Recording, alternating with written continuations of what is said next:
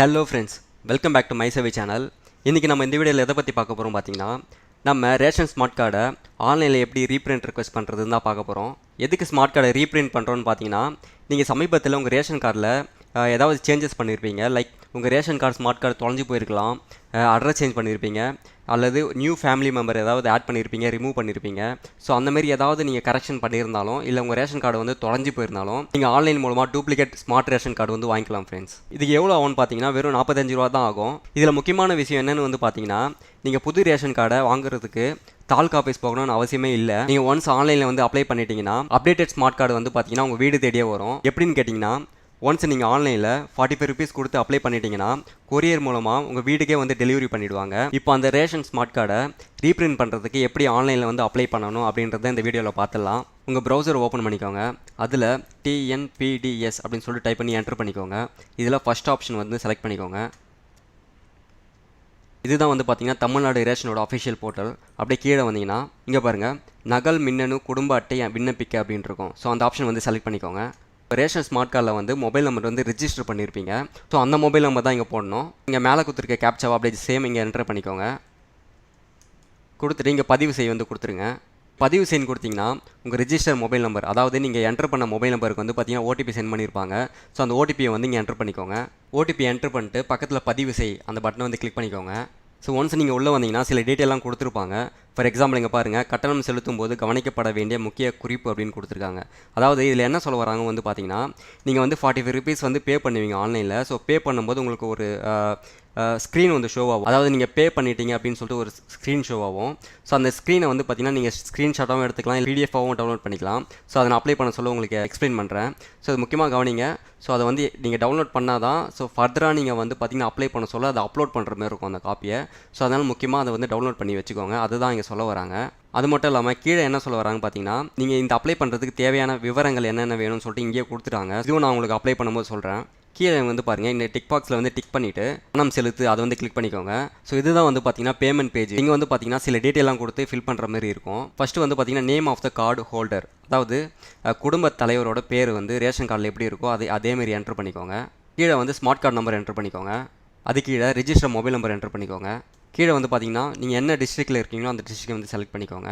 கீழே வந்து அமௌண்ட் வந்து 45 ருபீஸ் போட்டிருப்பாங்க. அதை நீங்கள் உங்களால் எடிட் பண்ண முடியாது. ஸோ அதை அப்படியே விட்டுருங்க. ஸோ ரிமார்க்ஸ் எதாவது கொடுக்கணுனாலும் நீங்கள் கொடுத்துக்கலாம். ஸோ அப்படியே கீழே வாங்க. ஸோ கீழே வந்தீங்கன்னா என்டர் யுவர் டீட்டெயில் அப்படின்னு கேட்குறாங்க.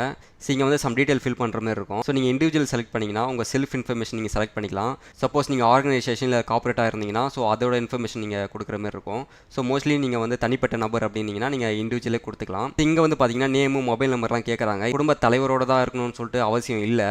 இங்கே வந்து யார் பே பண்ண போகிறாங்களோ ஸோ அவங்களோட இன்ஃபர்மேஷன் கூட நீங்கள் கொடுத்துக்கலாம். ஃபஸ்ட்டு நேம் என்டர் பண்ணிக்கோங்க. கீழே வந்து உங்கள் மொபைல் நம்பர் என்டர் பண்ணிக்கோங்க. இங்கே வந்து உங்கள் டேட் ஆஃப் பர்த் என்டர் பண்ணிக்கோங்க. அது கீழே வந்து பார்த்தீங்கன்னா மெயில் ஐடி வந்து ஆட் பண்ணிக்கோங்க. இது வந்து ஆப்ஷனல் தான், பட் நீங்கள் ஆட் பண்ணிங்கன்னா கொஞ்சம் பெட்டராக இருக்கும். மேபி உங்கள் மெயிலில் வந்து கம்யூனிகேட் பண்ணுறதுக்கு வாய்ப்பு இருக்குது. அதனால் மெயில் ஐடி மோஸ்ட்லி கொடுக்க பாருங்கள். இல்லை ஆப்ஷனல் தான், விட்டாலும் விட்டுறலாம் நீங்கள். ஸோ ஒன்ஸ் நீங்கள் மேலே எல்லாம் டீட்டெயிலும் நீங்கள் ஃபில் பண்ணிட்டீங்கன்னா கீழே வந்து பாருங்கள், I have read and agreed to the terms and condition சொல்லிட்டு. சப்போஸ் நீங்கள் ரீட் பண்ணணும்னு நினச்சிங்க கிளிக் பண்ணிங்கன்னா ஸோ உள்ள டேர்ம்ஸ் அண்ட் கண்டிஷன் கொடுத்துருப்பாங்க, அதை ரீட் பண்ணிக்கோங்க. ஸோ அதுக்கப்புறம் வந்து பார்த்தீங்கன்னா டிக் பாக்ஸில் டிக் பண்ணிவிட்டு கீழே வந்து பார்த்தீங்கன்னா இங்கே சைடில் கொடுத்துருக்க கேப்சாவை நீங்கள் இங்கே என்டர் பண்ணுற மாதிரி இருக்கும். ஒன்ஸ் என்டர் பண்ணிட்டீங்க அப்படின்னா நெக்ஸ்ட்டு கொடுங்க. ஸோ ஒன்ஸ் நீங்கள் நெக்ஸ்ட்டு கொடுத்தீங்கன்னா இந்த பேஜ் தான் வரும். அதாவது நீங்கள் கொடுத்த இன்ஃபர்மேஷன்லாம் வந்து கரெக்டாக அப்படின்னு சொல்லிட்டு ஒரு வாட்டி வேலிடேட் பண்ண சொல்கிறாங்க. ஸோ அதாவது நீங்கள் நேம் கொடுத்துருப்பீங்க, உங்கள் ஸ்மார்ட் கார்டு நம்பர் கொடுத்துருப்பீங்க, எல்லாமே இங்கே ஷோ ஆகும். ஸோ எல்லாமே ஓகே அப்படின்னா நீங்கள் நெக்ஸ்ட்டு கொடுங்க. ஸோ நெக்ஸ்ட்டு கொடுத்தீங்கன்னா பேமெண்ட் பேஜுக்கு வந்துடும். ஸோ இதில் வந்து பார்த்தீங்கன்னா நெட் பேங்கிங்கில் நீங்கள் பே பண்ணிக்கலாம். ஸோ நெட் பேங்கிங்கில் ஸ்டேட் பேங்க் ஆஃப் இந்தியா இருக்குது, அதர் பேங்கிங்லையும் நீங்கள் பண்ணிக்கலாம். அப்படி இல்லைனா நீங்கள் கார்டு, அதாவது நீங்கள் கிரெடிட் கார்டு இல்லை டெபிட் கார்டு ஏதாவது யூஸ் பண்ணி நீங்கள் பண்ணணுன்னாலும் இதில் வந்து ஏதாவது ஒரு ஆப்ஷனில் நீங்கள் பண்ணிக்கலாம். கீழே வந்து பார்த்தீங்கன்னா அதர் பேமெண்ட் மோட்லையும் கொடுத்துருக்காங்க. ஸோ யூபிஐயும் கொடுத்துருக்காங்க. ஸோ உங்களுக்கு எது கன்வீனியன்ட் பண்ணுறதோ பேமெண்ட் வந்து பண்ணிக்கலாம். ஒன்ஸ் நீங்கள் பேமெண்ட் பண்ணிட்டீங்க அப்படின்னா இந்த மாதிரி ஸ்க்ரீன் தான் வரும். Your transaction has been successfully completed. அப்படியே கீழே வாங்க. ஸோ கீழே வந்தீங்கன்னா நம்ம அப்ளை பண்ணதுக்கான டீட்டெயிலாம் கொடுத்துருப்பாங்க. முக்கியமாக நீங்கள் பார்க்க வேண்டியது என்னென்னு வந்து பார்த்தீங்கன்னா இந்த ரெஃபரன்ஸ் நம்பர் தான். இந்த ரெஃபரன்ஸ் நம்பரை காப்பி பண்ணிக்கோங்க. அப்படி இல்லைனா எங்கேயாவது நோட் பண்ணி வச்சுக்கோங்க. அப்படியே கீழே வாங்க. இங்கே வந்து பார்த்தீங்கன்னா டவுன்லோட் அப்படின்னு இருக்குது. டவுன்லோட் பட்டனை ப்ரெஸ் பண்ணிங்கன்னா உங்களுக்கான ரிசிப்ட் வந்து டவுன்லோட் ஆகும். இந்த ரிசிப்ட்டை டவுன்லோட் பண்ணிக்கோங்க. ஸோ இந்த ஆப்ஷனை வந்து நான் கிளிக் பண்ணுறேன். ஸோ டவுன்லோட் கொடுக்குறேன். அப்படியே கீழே வந்தீங்கன்னா பிரிண்ட்டுன்னு இருக்கும். ஸோ பிரிண்ட்டு கொடுங்க. இதில் வந்து பார்த்தீங்கன்னா நான் பிடிஎஃபாகவே டவுன்லோட் பண்ணிக்கிறேன். ஸோ அதனால் மேலே வந்து பிடிஎஃப் செலக்ட் பண்ணிவிட்டு இங்கே கீழே வந்து பிரிண்ட்டுன்னு இருக்குது, அதை கொடுக்குறேன். நான் வந்து பேமெண்ட் ரிசிப்ட் அப்படின்னு செலக்ட் பண்ணிவிட்டு டவுன்லோட் பண்ணிட்டேன். ஸோ நீங்கள் டவுன்லோட் பண்ணிட்டீங்க அப்படின்னா இந்த ஸ்க்ரீனுக்கு இனிமேல் நம்மளுக்கு வேலை இல்லை. ஸோ நம்ம ஃபஸ்ட்டு ஸ்க்ரீனு, ஸோ அதுக்கு வந்துருங்க. நகல் குடும்ப அட்டை அச்சிடும் செயல்முறையினை தொடருவோம் அப்படின்னு சொல்லிட்டு அதை கிளிக் பண்ணிக்கோங்க. ஸோ கிளிக் பண்ணிங்கன்னா உங்கள் ரேஷன் கார்டு டீட்டெயில் எல்லாமே வந்துடும். அப்படியே கீழே வாங்க. ஸோ இங்கே தான் வந்து பார்த்தீங்கன்னா நம்ம டீட்டெயில் வந்து ஃபில் பண்ண போகிறோம். ஸோ இங்கே பாருங்கள், மறுபதிப்பு கோரிக்கை வகை அப்படின்னு கேட்குறாங்க. அதாவது இது நீங்கள் செலக்ட் பண்ணுங்கள். செலக்ட் பண்ணிங்கன்னா 2 வரும். ஸோ ஒன்று வந்து பார்த்தீங்கன்னா அட்டை பிழவுகள், ரெண்டாவது வந்து பார்த்தீங்கன்னா அட்டை தொலைந்து விட்டதற்காக அல்லது தவற விட்டதற்காக. செகண்ட் ஆப்ஷன் வந்து பார்த்தீங்கன்னா உங்கள் ஸ்மார்ட் கார்டை வந்து தொலைஞ்சிடுச்சு இல்லை தவற விட்டீங்க அப்படின்னா நீங்கள் வந்து இந்த ரீசன் செலக்ட் பண்ணிக்கோங்க. இல்லைனா ஃபஸ்ட் ஆப்ஷன் வந்து பிழவுகள் வந்து பார்த்தீங்கன்னா நீங்கள் ரீசெண்டாக அட்ரஸ் சேஞ்ச் பண்ணியிருந்தீங்க, இல்லை வந்து குடும்ப உறுப்பினர் ஏதாவது ஆட் பண்ணியிருந்தீங்க, ரிமூவ் பண்ணியிருந்தீங்க, ஸோ அந்தமாரி ஏதாவது கரெக்ஷன்ஸ் ரிலேட்டட், ஸோ அதுமாரி ஏதாவது பண்ணியிருந்தீங்கன்னா ஸோ இது செலக்ட் பண்ணிக்கோங்க. ஸோ இந்த கேஸில் வந்து பார்த்தீங்கன்னா எனக்கு வந்து நான் கரெக்ஷன் பண்ணேன், அதனால் நான் வந்து பிழவுகள் செலக்ட் பண்ணிக்கிறேன். காரணம் கேட்குறாங்க. ஸோ ரீசன் வந்து நீங்கள் கண்டிப்பாக என்ட்ரு பண்ணி ஆகணும். ஸோ இங்கே வந்து என்னோடய ரீசனை வந்து என்ட்ரு பண்ணிட்டேன். என்னென்னு வந்து பார்த்தீங்கன்னா ரீசனாக நான் அட்ரஸ் சேஞ்ச் பண்ணியிருந்தேன், ஃபேமிலி மெம்பர் ஒருத்தர் ஆட் பண்ணியிருந்தேன். ஸோ அதையும் நான் போட்டேன். ஸோ இதுமாரி என்ட்ரு பண்ணிக்கோங்க. ஸோ கீழே வந்து பார்த்தீங்கன்னா குறிப்பு எண், இந்த வீடியோ நான் அப்ளை பண்ணும்போது நான் சொல்லியிருந்தேன் குறிப்பு எண் சொல்லிட்டு ஒன்று நோட் பண்ணி வச்சுக்கோங்க அப்படின்னு சொல்லிட்டு. ஸோ நீங்கள் நோட் பண்ணி வைக்கலாலும் பரவாயில்ல, பேமெண்ட் பண்ணதுக்கான ரிசிப்ட் வந்து டவுன்லோட் பண்ணி வச்சிங்களா, ஸோ அதில் வந்து பார்த்தீங்கன்னா ரெஃபரன்ஸ் நம்பர்னு ஒன்று இருக்கும். ஸோ அதுதான் குறிப்பு எண். ஸோ அதை இங்கே என்ட்ரு பண்ணிக்கோங்க. ஸோ பக்கத்தில் வந்து நீங்கள் என்றைக்கு பேமெண்ட் பண்ணீங்களோ அன்றைக்கி டேட்டை வந்து போடுங்க. ஸோ தொகை வந்து டிஃபால்ட்டாக 45 ருபீஸ்ன்னு இருக்கும், அதை நீங்கள் எடிட் பண்ண முடியாது. ஸோ இங்கே பாருங்கள், கட்டண நிலை ஸ்க்ரீன்ஷாட்டுன்னு கேட்குறாங்க. அதாவது நீங்கள் பேமெண்ட் பண்ணதுக்கான ரிசிப்ட்டை டவுன்லோட் பண்ணிங்களா, அதை தான் நம்ம வந்து அப்லோட் பண்ண போகிறோம். இங்கே கீழே வந்து பாருங்கள், அப்லோட் பண்ண போகிற டாக்குமெண்ட் வந்து பார்த்தீங்கன்னா 1 MBக்குள்ளே இருக்கணும். அதாவது என்னென்ன ஃபார்மேட்லாம் வந்து பார்த்தீங்கன்னா PNG, GIF, JPG, JPEG and PDF. So இந்த ஃபார்மேட்டில் இருந்தால் மட்டும்தான் வந்து அப்லோட் பண்ண முடியும். ஸோ நம்ம டவுன்லோட் பண்ணது நான் PDFல தான் பண்ணி வச்சுருந்தேன். ஸோ அதனால் நான் வந்து அதை அப்லோட் பண்ணிக்கிறேன்.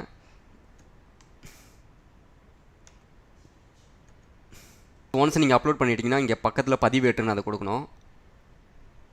இங்கே பாருங்கள், கோப்பு வெற்றிகரமாக பதிவேற்றப்பட்டது. அதாவது நீங்கள் அப்லோட் பண்ண டாக்குமெண்ட் வந்து அப்லோட் ஆகிடுச்சின்னு அர்த்தம். ஸோ அப்படியே கீழே வாங்க. கீழே வந்தீங்கன்னா இங்கே பாருங்கள், அட்டாச்மெண்ட்டில் வந்து அட்டாச்மெண்ட் இருக்குது. அதாவது நீங்கள் ரிசிப்ட் அட்டாச் பண்ணதை இங்கே வந்து ஷோ ஆகும். கீழே வந்து இங்கே டிக் பாக்ஸில் டிக் பண்ணிவிட்டு இங்கே தொடரன்னு கொடுங்க. நீங்கள் ஒன்ஸ் தொடரன்னு கொடுத்தீங்கன்னா உங்களுக்கான பேஜ் இந்த மாதிரி தான் ஷோ ஆகும். கீழே வந்து பாருங்கள், உங்கள் கோரிக்கை வெற்றிகரமாக சமர்ப்பிக்கப்பட்டது அப்படின்னு சொல்லிட்டு கொடுத்துட்டு அது கூட ஒரு குறிப்பு எண் கொடுத்துருப்பாங்க. ஸோ இந்த குறிப்பு எண் வந்து நோட் பண்ணி வச்சுக்கோங்க.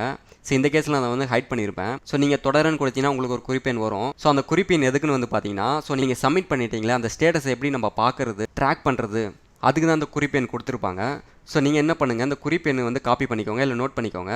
இங்கே வந்து மேலே வந்து பார்த்தீங்கன்னா முகப்புன்னு இருக்கும். ஸோ இந்த முகப்பை வந்து செலக்ட் பண்ணிக்கோங்க. ஸோ முகப்பு செலக்ட் பண்ணிங்கன்னா இந்த ஹோம் பேஜுக்கு தான் வருவீங்க. ஸோ அப்படியே கீழே வாங்க.